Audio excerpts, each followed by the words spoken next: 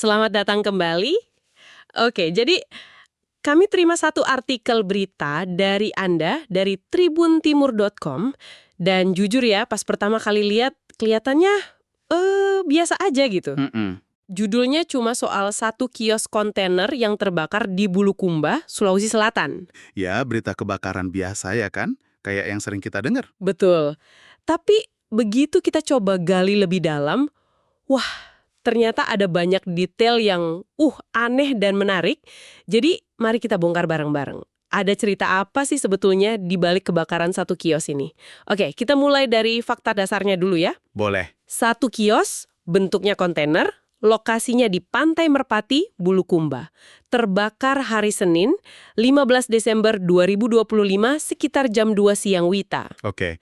Nah, yang langsung bikin saya penasaran itu, kios itu terbakar 1 jam sebelum pemiliknya, namanya Andi Eki, biasa buka. Oh, jadi sebelum jam buka. Iya, dia biasa buka jam 3 sore. Jadi pas kejadian, kiosnya itu lagi kosong-kosongnya. Nah, soal waktu ini, krusial banget menurut saya. Krusial gimana maksudnya? Gini, di satu sisi, ini untung banget kan? Untung karena nggak ada korban ya? Tepat. Karena kosong, jadi ya syukurlah nggak ada korban jiwa. Itu yang paling penting. Tapi di sisi lain, ini ngasih kita petunjuk soal ritme ekonomi di sana. Maksudnya soal jam bukanya itu? Betul. Kenapa baru buka jam 3 sore? Karena Pantai Merpati itu ya seperti banyak tempat wisata pantai lainnya di Indonesia, hidupnya kan baru sore ke malam. Oh iya juga ya, orang-orang baru datang pas udah selesai kerja. Nah, itu dia. Jadi ini cerminan ekonomi lokal yang mungkin sangat bergantung sama pariwisata atau gaya hidup warga setempat gitu. Bener juga, jadi ya walaupun nggak ada korban, kerugiannya tetap gede juga ya. Pasti. Sumbernya bilang kerugiannya itu sampai puluhan juta rupiah. Semua alat masak, alat jualan, ludes. Semuanya. Tapi yang paling bikin saya bingung, dan mungkin Anda juga, adalah gimana apinya bisa muncul. Nah, ini dia bagian misterinya. Saksi mata bilang sumber apinya itu dari dalam kontainer. Dari dalam padahal terkunci. Iya, aneh banget kan? Nah, itu dia inti misterinya. Kepala Pemadam Kebakaran Pak Andi Hasbullah juga bilang kalau penyebabnya masih diselidiki polisi. Prosedur standar lah ya. Betul, tapi kalau kita coba analisis dari sudut pandang resiko, sebuah kontainer tertutup itu kan kayak oven ya. Panas di dalamnya. Banget, apalagi di siang hari. Di dalamnya ada peralatan listrik, mungkin juga ada tabung gas. Oh ya, Kalau ada korsleting listrik kecil aja atau kebocoran gas yang terperangkap di dalam ruang logam itu, wah, potensinya bahaya banget. jadi ini resiko dari model bisnisnya itu sendiri ya? Tepat, risiko yang melekat gitu. Masuk akal, masuk akal. Selain soal penyebabnya yang misterius, ada satu detail lagi yang menonjol buat saya. Apa itu? Jumlah mobil pemadamnya. Oh, yang 6 unit itu ya? Iya, 6 unit untuk madamin api di satu kios kontainer. Rasanya kok agak berlebihan ya? Apa mereka panik? Kelihatannya memang begitu ya. Tapi kita harus ingat konteks lokasinya. Di Pantai Merpati itu. Betul, itu area publik yang ramai. Dan yang lebih penting, di pantai itu angin bisa kencang banget dan gak terduga. Ah, bener juga. Api dari satu kios, kalau kena angin, bisa nyebar ke kios-kios lain dalam hitungan menit loh. Jadi ini bukan soal ukuran apinya. Bukan. Ini soal mitigasi risiko di lokasi yang vital. Ini langkah pencegahan yang agresif. Menurut saya sih, ini nunjukin prosedur penanganan yang matang, bukan kepanikan. Wah, poin yang bagus. Saya nggak kepikiran sampai sana. Jadi kesiapsiagaan itu bukan cuma soal mademin api yang ada, tapi mencegah bencana yang jauh lebih besar. Tepat sekali. Ini mengubah cara saya melihat berita-berita semacam ini. Ternyata nggak sesederhana itu. Dan itulah intinya kan, dari satu berita yang kelihatannya singkat, kita bisa dapat gambaran yang utuh. Gambaran tentang apa aja tuh?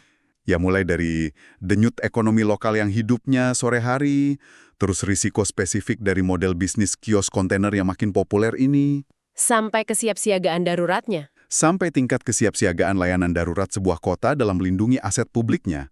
Semua terungkap dari detail-detail kecil yang sering kita lewatkan. Oke, jadi ini pemikiran terakhir untuk Anda semua. Lain kali kalau Anda baca atau nonton berita lokal yang kelihatannya sepele, coba deh perhatikan detail-detail kecilnya. Jangan cuma permukaannya aja. Betul. Jangan cuma fokus pada apa yang terjadi, tapi juga kapan, di mana, dan bagaimana responsnya. Sebuah detail kayak jam buka usaha atau jumlah unit pemadam yang dikerahkan, itu seringkali menceritakan kisah yang jauh lebih dalam tentang cara sebuah komunitas berfungsi. Kira-kira kisah tersembunyi apa yang bisa Anda temukan dari berita di sekitar Anda hari ini? Merpati dilaporkan pada pukul 2.14 siang, kami mendapat informasi langsung bergeser ke sini. Apa saja yang terbakar di sini? Terbakar satu kios kontainer milik warga. Kalau dari penyebabnya apakah sudah diketahui? Sampai saat ini belum diketahui penyebabnya. Tapi kalau dugaan sementara, kabarnya ada pekerjaan proyek apa begitu perbaikan? Belum kami dapat laporan. Kalau untuk korban sendiri apakah ada? Korbannya masih alat-alat rumah tangga, belum ada korban dari orang atau manusia. Kalau taksiran kerugian, Taksiran kita ini belum juga kita ketahui karena baru berselang. Jumlah Personil yang kita turunkan pada kesempatan ini sekitar 30 orang, satu peleton, kendaraan 4 unit.